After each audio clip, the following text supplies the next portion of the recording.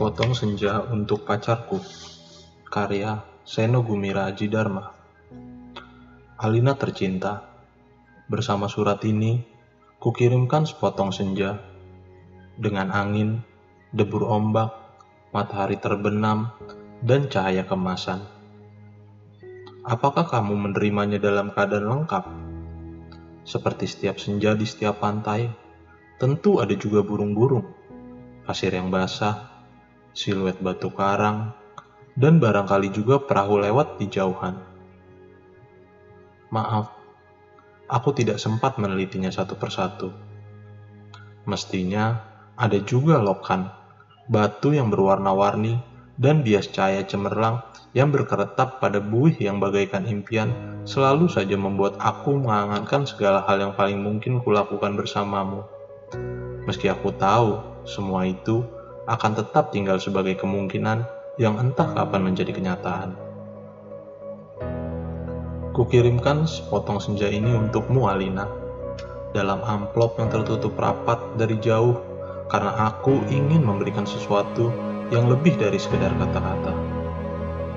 Sudah terlalu banyak kata di dunia ini, Alina, dan kata-kata ternyata tidak mengubah apa-apa.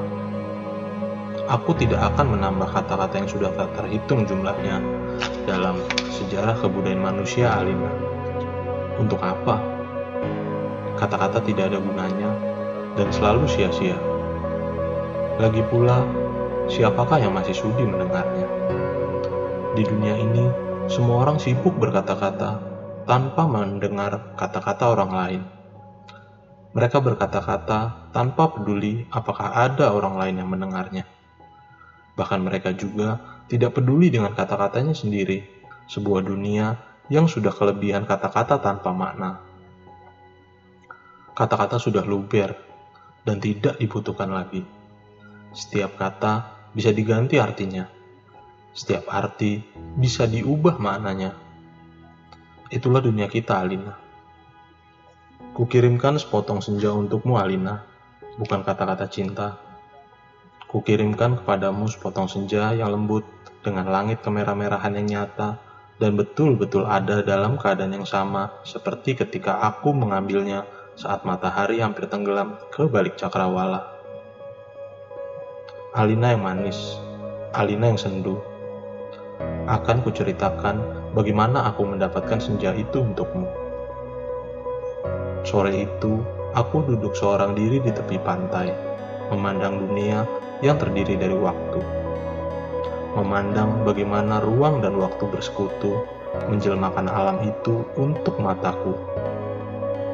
Di tepi pantai, di tepi bumi, semesta adalah sapuan warna keemasan dan lautan adalah cairan logam, meski buih pada debur ombak yang mengempas itu tetap saja putih seperti kapas, dan langit tetap saja ungu, dan angin tetap saja lembab dan basah, dan pasir tetap saja hangat ketika kususupkan kakiku ke dalamnya. Kemudian tiba-tiba senja dan cahaya gemetar. Keindahan berputar melawan waktu, dan aku tiba-tiba teringat kepadamu. Barangkali senja ini bagus untukmu, pikirku. Maka kupotong senja itu sebelum terlambat. Kukerat pada 4 sisi, lantas kumasukkan ke dalam saku. Dengan begitu, keindahan itu bisa abadi dan aku bisa memberikannya kepadamu. Setelah itu aku berjalan pulang dengan perasaan senang. Aku tahu kamu akan menyukainya karena aku tahu itulah senja yang selalu kamu bayangkan untuk kita. Aku tahu kamu selalu membayangkan hari libur yang panjang, perjalanan yang jauh, dan barangkali sepasang kursi malas pada sepotong senja di sebuah pantai, tempat kita akan bercakap-cakap sembari memandang langit sambil berangan-angan, sambil bertanya-tanya, apakah semua ini memang benar-benar telah terjadi?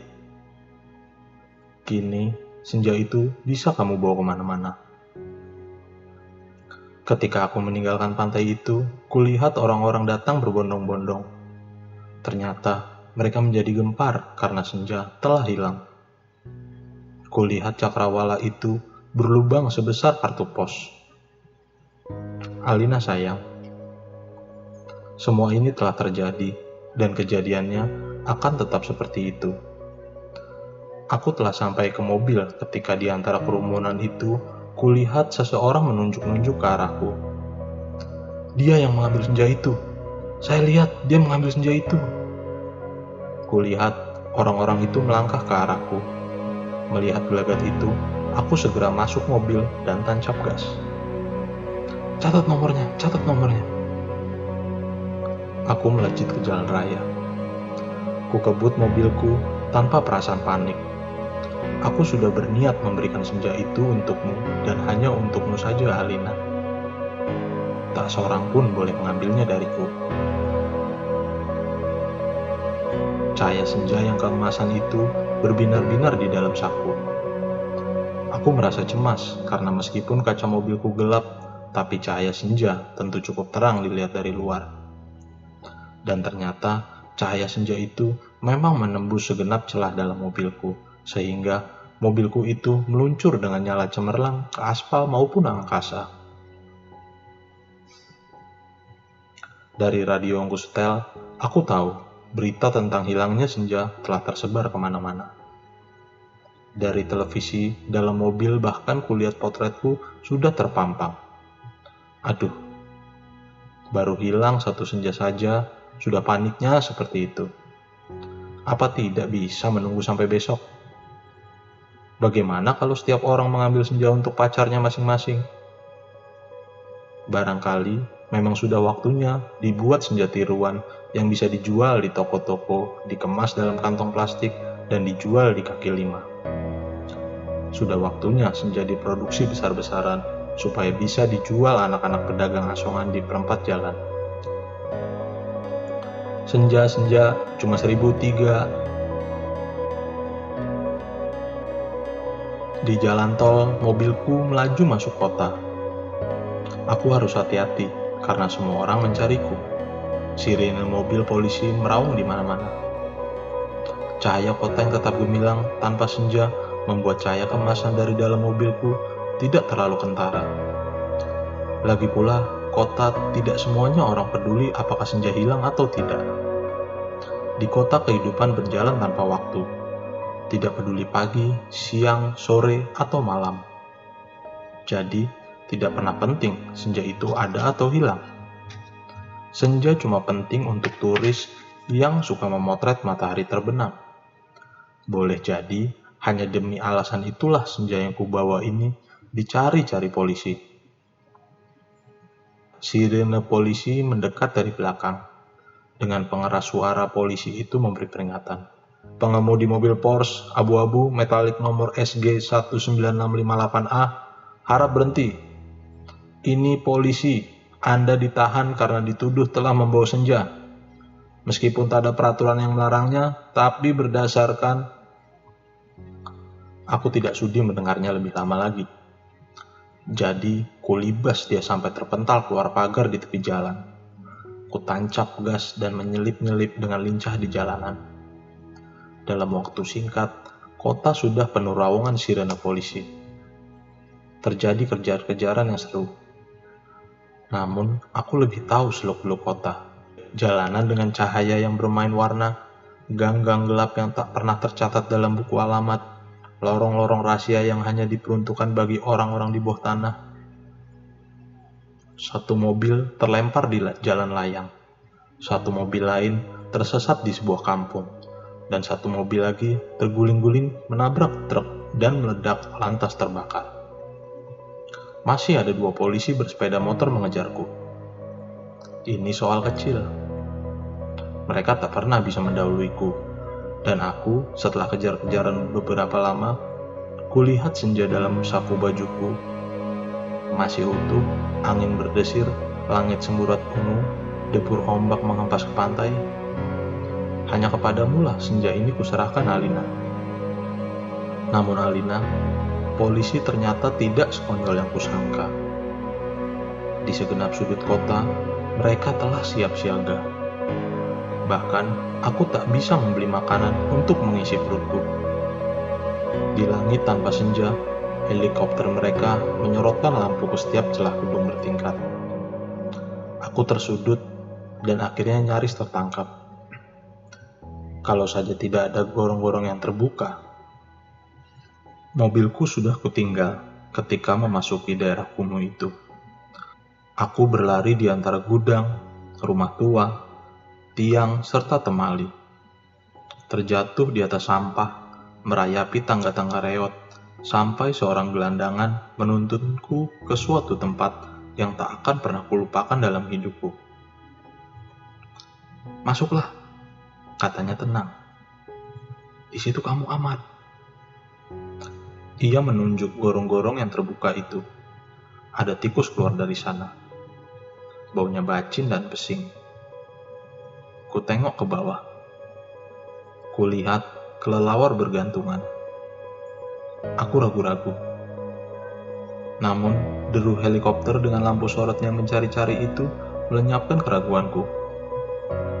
"Masuklah, kamu tidak punya pilihan lain." Dan gelandangan itu mendorongku. Aku terjerembab jatuh. Bau busuknya bukan main. Gorong-gorong itu segera tertutup dan kudengar gelandangan itu merebahkan diri di atasnya. Lampu sorot helikopter menembus celah gorong-gorong, tapi tak cukup untuk melihatku. Kuraba senja dalam kantongku. Cahayanya yang merah keemas-emasan membuat aku bisa melihat dalam kegelapan.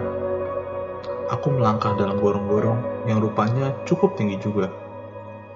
Kusibakkan kelelawar bergantungan yang entah mati entah hidup itu. Kulihat cahaya putih di ujung gorong-gorong, air busuk mengalir setinggi lutut, tetapi main ke dalam makin surut. Di tempat yang kering kulihat, anak-anak gelandangan duduk-duduk maupun tidur-tiduran. Mereka berserakan memeluk rebana dengan mata yang tidak memancarkan kebahagiaan. Aku berjalan terus melangkahi mereka dan mencoba bertahan. Betapapun ini lebih baik daripada aku harus menyerahkan senja Alina. Di ujung gorong-gorong, di tempat cahaya putih itu, ada tangga menurun ke bawah. Kuikuti tangga itu, cahaya semakin terang dan semakin benderang. Astaga, kamu boleh tidak percaya Alina, tapi kamu akan terus membacanya. Tangga itu menuju ke mulut sebuah gua. Dan tahukah kamu, ketika aku keluar dari gua itu, aku ada di mana? Di tempat yang persis sama dengan tempat aku mengambil senja itu untukmu, Alina. Sebuah pantai dengan senja yang bagus, ombak, angin, dan kepak burung. Tak lupa cahaya kemasan dan bias ungu pada mega-mega yang berarak bagaikan aliran mimpi. Cuma saja tidak ada lubang sebesar kartu pos. Jadi, meskipun persis sama, tapi pasti bukan tempat yang sama. Tempatnya saja di dalam gorong-gorong. Aku berjalan ke tepi pantai, tenggelam dalam guyuran alam yang perawan. Nyiur tentu saja, matahari dan dasar lautan yang bening dengan lidah ombak yang mendesis-desis. Tak ada cottage, tak ada barbecue, tak ada marina. Semua itu memang tidak perlu. Senja yang bergetar melawan takdir membiaskan cahaya kemasan ke tepi semesta. Aku sering malu sendiri melihat semua itu, Alina. Apakah semua itu mungkin diterjemahkan ke dalam bahasa? Sambil duduk di tepi pantai, aku berpikir-pikir, untuk apakah semua ini kalau tidak ada yang menyaksikannya? Setelah berjalan ke sana kemari, aku tahu kalau dunia dalam gorong-gorong ini kosong melompong. Tak ada manusia, tak ada tikus, apalagi dinosaurus. Hanya burung yang berkepak, tapi ia sepertinya bukan burung yang bertelur dan membuat sarang. Ia hanya burung yang dihadirkan sebagai ilustrasi senja. Ia hanya berkepak dan berkepak terus di sana. Aku tak habis pikir, Alina. Alam seperti ini dibuat untuk apa? Untuk apa senja yang bisa membuat seseorang ingin jatuh cinta itu jika tak ada seekor dinosaurus pun menikmatinya? Sementara di atas sana, orang-orang ribut kehilangan senja. Jadi begitulah Alina. Kuambil juga senja itu. Kukerat dengan pisau Swiss yang selalu kubawa pada 4 sisinya, sehingga pada cakrawala itu terbentuk lubang sebesar kartu pos. Dengan 2 senja di saku kiri dan kanan, aku melangkah pulang. Bumi berhenti beredar di belakangku, menjadi kegelapan yang basah dan bacin. Aku mendaki tangga kembali menuju gorong-gorong bumiku yang terkasih. Sampai di atas, setelah melewati kelelawar bergantungan, anak-anak gelandangan berkaparan, dan air setinggi lutut, kulihat polisi-polisi berhelikopter sudah pergi. Gelandangan yang menolongku sedang tiduran di bawah tiang listrik sambil meniup saksofon. Aku berjalan mencari mobilku. Masih terparkir dengan baik di pasar swalayan. Tampaknya bahkan baru saja dicuci. Sambil mengunyah pizza, aku segera kebut mobilku menuju ke pantai. Dengan 2 senja di saku kiri dan kanan, lengkap dengan matahari, laut, pantai, dan cahaya kemasannya, masing-masing, mobilku bagai memancarkan cahaya ilahi. Sepanjang jalan layang, sepanjang jalan tol, ku tancap gas dengan kecepatan penuh. Alina kekasihku, pacarku, wanitaku. Kamu pasti sudah tahu apa yang terjadi kemudian. Ku pasang senja yang dari gorong-gorong pada lubang sebesar kartu pos itu, dan ternyata pas. Lantas, ku kirimkan senja yang asli ini untukmu lewat pos. Aku ingin kamu mendapatkan apa yang kulihat pertama kali. Senja dalam arti yang sebenarnya, bukan semacam senja yang ada di gorong-gorong itu. Kini gorong-gorong itu betul-betul menjadi gelap, Alina. Pada masa yang akan datang, orang-orang tua akan bercerita kepada cucunya tentang kenapa gorong-gorong menjadi gelap.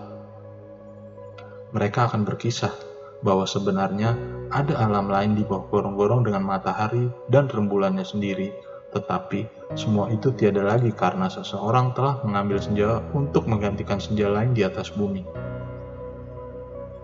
Orang-orang tua itu juga akan bercerita bahwa senja yang asli telah dipotong dan diberikan oleh seseorang kepada pacarnya. Alina yang manis, paling manis, dan akan selalu manis. Terimalah sepotong senja itu hanya untukmu dari seseorang yang ingin membahagiakanmu. Awas, hati-hati dengan lautan dan matahari itu. Salah-salah, cahayanya membakar langit, dan kalau tumpah, airnya bisa membanjiri permukaan bumi. Dengan ini, kukirimkan pula kerinduanku dengan cium peluk dan bisikan terhangat dari suatu tempat yang paling sunyi di dunia ini. Karangbolong, Jakarta 1991.